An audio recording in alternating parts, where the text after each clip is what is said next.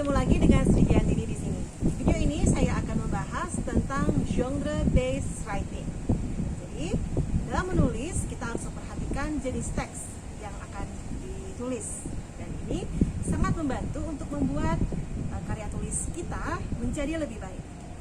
Hal ini saya sampaikan karena banyak sekali mahasiswa, baik saya sendiri sebagai dosen, peneliti dan para penulis mengalami kesulitan ya jika menulis tipe-tipe teks tertentu karena konsep dari menulis yang paling dasar belum begitu dipahami, sehingga dalam menulis ada banyak masalah atau kesulitan yang harus dicarikan solusinya. Di video kali ini saya akan menyampaikan materi tentang genre-based writing, sedikit pengenalan saja, dan penjelasan ini didasarkan pada penjelasan dari Bapak Pardiono yang bukunya diterbitkan oleh penerbit Andi Yogyakarta. Jadi penjelasannya juga saya elaborasi dengan pengetahuan yang saya miliki dan juga pengalaman sebagai seorang dosen dan juga penulis. Baik, apa yang harus diingat dalam menulis? Yang pertama tentu adalah tujuan atau purpose atau objectives of the study ya. Terutama ini pembahasan untuk karya tulis ilmiah.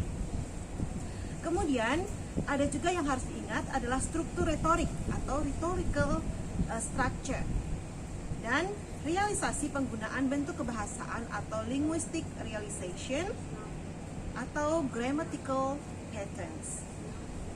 Nah, secara sederhana tujuan atau purpose ini akan dikaitkan dengan genre atau genre kalau dalam bahasa Indonesianya disebut. Ini mengacu pada jenis-jenis teks. Jenis-jenis teks bisa berupa jenis-jenis teks seperti deskriptif, recount, naratif, kemudian ada exposition, procedure, anecdote, news items, dan discussion. Masing-masing dari tipe teks ini memiliki karakteristiknya tertentu. Jadi, jika menulis, perhatikanlah apa tujuan utama dari menulis sesuai dengan jenis teks yang ada atau genre atau genre teks. Kemudian ada juga teks elemen. Jadi bagaimana seseorang dapat menyampaikan idenya dengan baik atau mengontrol struktur dalam penyampaian hal-hal yang disampaikan dalam tulisan. Dan yang berikutnya adalah aspek kebahasaan atau grammatical patterns, yaitu penggunaan tata bahasa.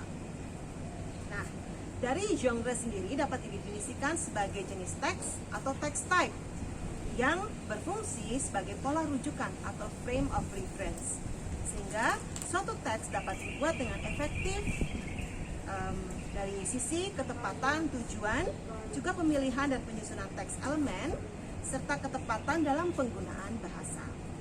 Jadi harus diingat juga bahwa dalam menulis itu ada context of situation. Nah, ini tentu adalah istilah yang sangat terkenal dari linguis Halliday ya. Dalam konteks of situation, untuk menulis harus diperhatikan field, yaitu memahami siapa tulisan tersebut akan ditujukan ya. Apa yang ditulis ya kalau field. Kemudian kalau tenor itu akan membuat siapa yang ditujukan, dan dalam format penggunaan bahasa apa, sehingga informasi atau pesan dan ide ini harus disampaikan. Itu adalah mode-nya. Apakah deskriptif, naratif, explanation, exposition, news, information, report, and discussion. Nah, penjelasan tadi saya elaborasikan dari penjelasan Bapak Pardiono sesuai dengan pengalaman juga bahwa apa yang disampaikan ini memang terjadi.